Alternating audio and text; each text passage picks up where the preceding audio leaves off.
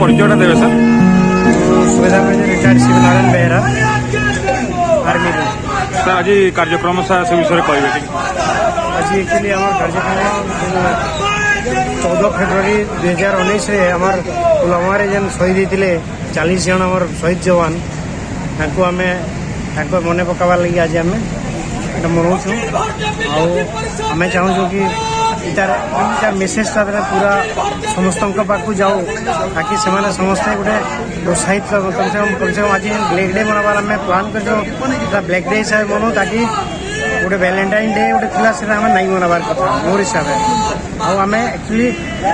Clearly आम शहीद दिवस हिसाब से आम 40 जवान मरते लगे ही मनाबार कथा। अखिल भारतीय विद्यार्थी परिषद संबलपुर तरफ आज आम गंगाधर मेहर विश्वविद्यालय मुख्य पाठक सामने 1111 दीप जाचु और यही 1111 दीप देश दीपटे उद्देश्य जाचु जो जवान में शहीद होते से उद्देश्य आगु जो जवान मैंने देश जीवन देते से उद्देश्य आम आज 1111 दीप प्रज्वलन कर चाहूँ कि जो भाव में प्रत्येक छात्र मान भितर राष्ट्रीय भाव जात हो प्रत्येक शहीद जवान